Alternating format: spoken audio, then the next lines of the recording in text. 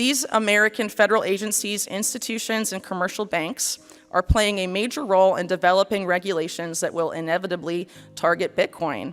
They have made it very clear in media reports, press releases, and policy documents that they see financial privacy, the popularity of Bitcoin, and the value of Bitcoin as direct threats responsible for what they define as cybercrime.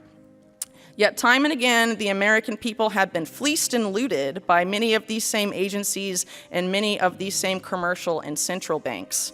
Ultimately, what I'm trying to convey with this information is that the fight over the control of the cryptocurrency space is part of the larger war being fought over the future of our society, our country, and the world. Will we sleepwalk into a world of CBDCs where intelligence agencies, central banks, and commercial banks have fused into the same Orwellian entity, where holding terror-linked Bitcoin or using encryption or mixers makes you a cyber criminal? Or will we fight the groups and institutions that have looted American wealth for well over a century and demand a return to the Constitution and the right to privacy, not just financially, but in all senses?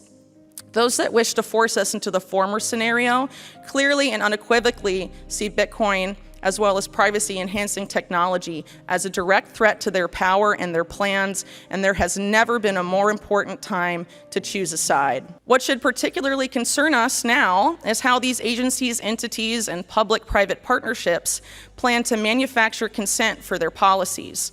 As things stand right now, a lot of the policies dreamt up by these groups that I've just described, I would hope, would be rejected by the vast majority of Americans. That is, of course, unless the right crisis were to come along and suddenly make most Americans extremely concerned and fearful of cybercrime. While warnings of a so-called cyber pandemic floated around in 2021 as a series of high-profile and highly publicized ransomware attacks took place, we haven't heard as much since. But now, with the last global crisis, COVID-19, officially over, according to the US government and the World Health Organization, some are raising the alarm that a new global crisis is soon to make a dramatic appearance. Given what I've been saying, let's check in with the World Economic Forum and see what they think the next global crisis will be.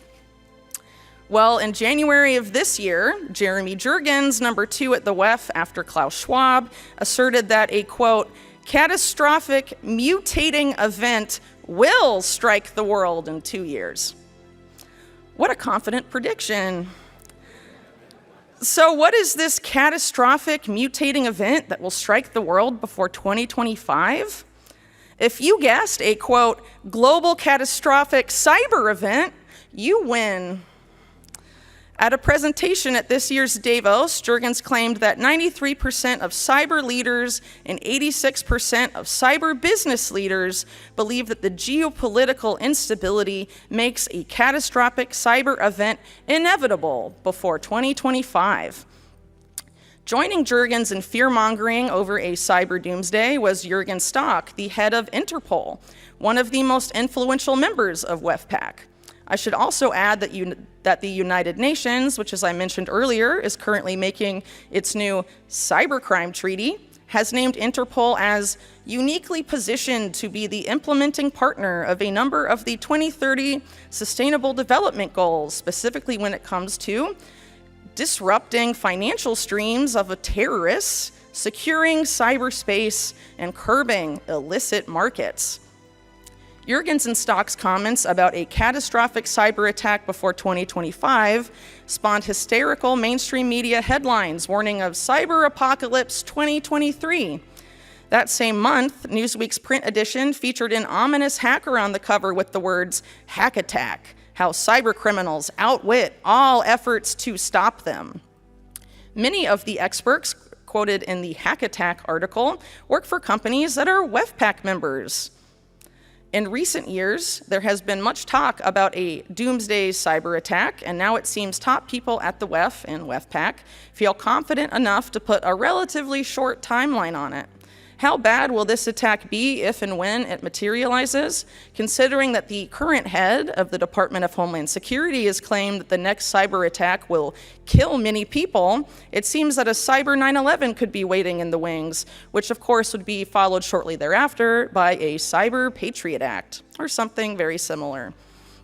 If Bitcoin is blamed for motivating or funding the cybercriminals deemed responsible for such a catastrophe, what will happen to public opinion, and what type of legislation might we see rammed through Congress?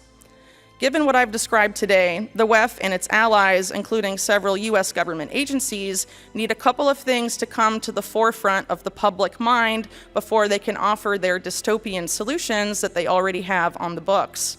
In order to fuse banks, regulators, and the national security state to end fragmentation in the global financial system, global financial instability must first become a major global concern.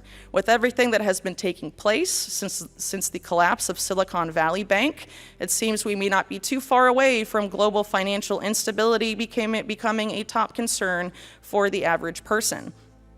The other thing they need to happen is for the average person to become incredibly fearful of financial privacy and online privacy to the point that they will willingly trade their privacy for greater security, or rather, what will be sold as greater security.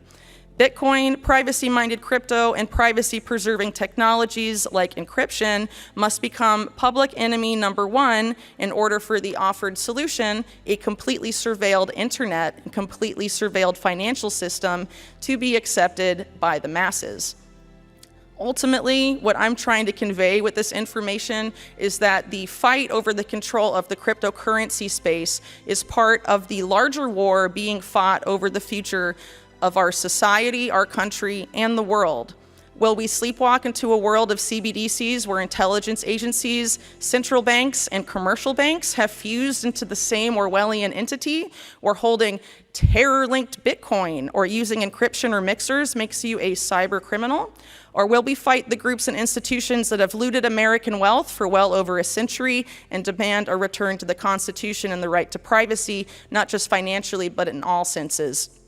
Those that wish to force us into the former scenario clearly and unequivocally see Bitcoin, as well as privacy-enhancing technology, as a direct threat to their power and their plans, and there has never been a more important time to choose a side. If the banks, intelligence agencies, and tech companies that partnered with these initiatives see not just financial privacy, but the value of Bitcoin itself as a threat, it goes without saying that their efforts to stop cybercrime at its source would not just involve eradicating financial privacy when it comes to crypto, but also working to devalue crypto.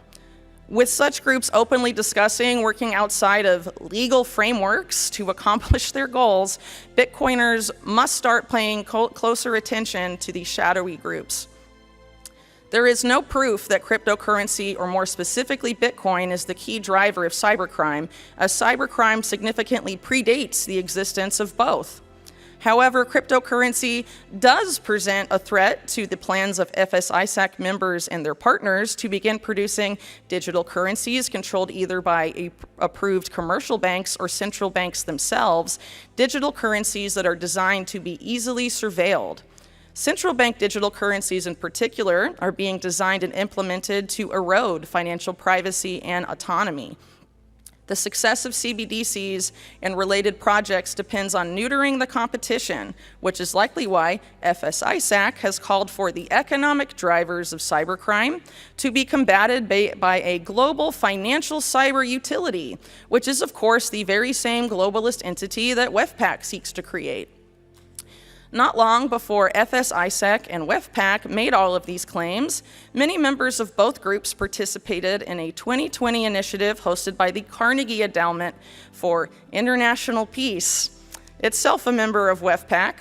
The president of the endowment at the time was William Burns, who subsequently became Joe Biden's pick for CIA director less than a year later.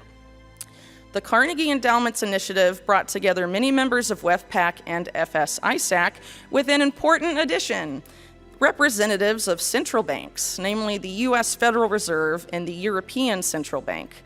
Also notably present in this initiative was the US's Federal Deposit Insurance Corporation, or the FDIC.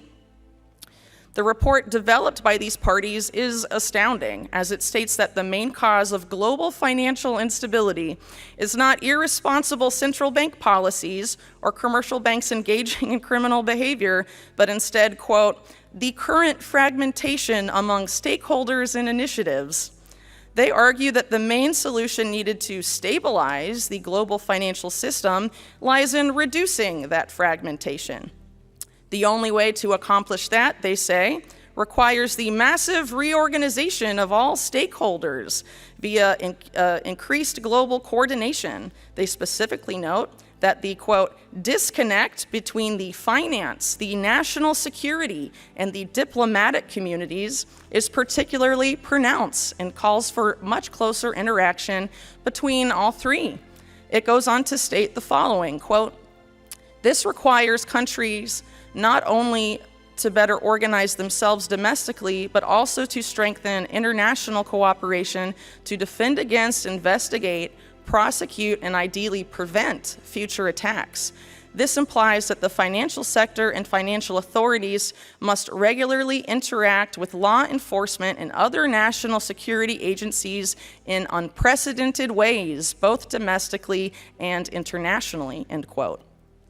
Essentially, this initiative has called to begin fusing commercial banks and financial authorities, like regulators, with national security and law enforcement agencies. This policy could not be more insane or dystopian. Making things even worse is the fact that WEFPAC, of which the Carnegie Endowment and many of the other organizations behind this policy are members, not only call for this fusion to take place, they call to do so in ways, again, that may be illegal. A merging of commercial banks, their regulators, and the intelligence agencies is a complete nightmare scenario, but this is exactly what the World Economic Forum has come to promote as a model public-private partnership. But perhaps more critically for American citizens, this is a policy developed with the direct participation of the U.S. Federal Reserve, the FDIC, the U.S. Secret Service, the FBI, the Department of Justice, and the country's most systemically important commercial banks. The establishment in this country supports these policies, and from what I can see, they have every intention of trying to make them a reality.